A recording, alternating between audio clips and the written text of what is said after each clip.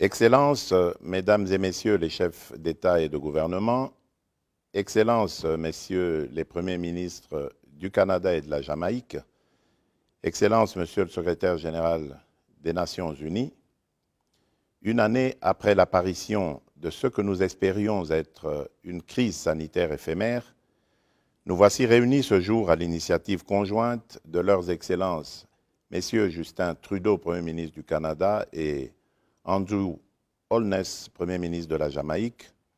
sous l'égide du Secrétaire général des Nations unies, afin d'envisager ensemble les mécanismes pouvant être mis à contribution pour financer le développement à l'ère de la COVID-19 et après. En effet, outre les pertes en vies humaines que nous ne cesserons de déplorer, la pandémie a eu pour corollaire d'exposer de nombreux pays à un risque élevé de surendettement. Cette réalité inquiétante découlant du ralentissement de l'activité économique à l'échelle mondiale, en ce notamment de la réduction du flux des échanges et de la circulation des capitaux, assombrit jour après jour l'avenir de l'humanité et nécessite une réaction responsable et durable de notre part. Parmi les États les plus sévèrement touchés par les effets collatéraux de la pandémie se trouvent certains pays africains. En effet, bon nombre de nos États font face aujourd'hui à la nécessité urgente de bénéficier non seulement d'un accès aux liquidités, mais également à un allègement ciblé de leurs dettes en vue d'envisager une certaine relance de l'activité économique sur les plans national, régional et continental, ainsi que mondial. À cet égard, il vous souviendra que les principaux bailleurs de fonds avaient décidé, en mai 2020, de la mise en œuvre de l'initiative de suspension du service de la dette en faveur des pays en développement, ISSD en sigle, qui devait permettre à 77 pays parmi les plus pauvres de bénéficier à leur demande et sous condition de la conclusion d'un accord au préalable avec le FMI, d'un allègement de leur dette publique. Cette initiative, au départ prévue de mai à décembre 2020, a été prolongée jusqu'en juin 2021, en attendant la mise en œuvre de l'ISSD+, programme revisité de restructuration de la dette des pays conçu en novembre 2020 par le G20, incluant cette fois-ci tant des créanciers publics que des privés.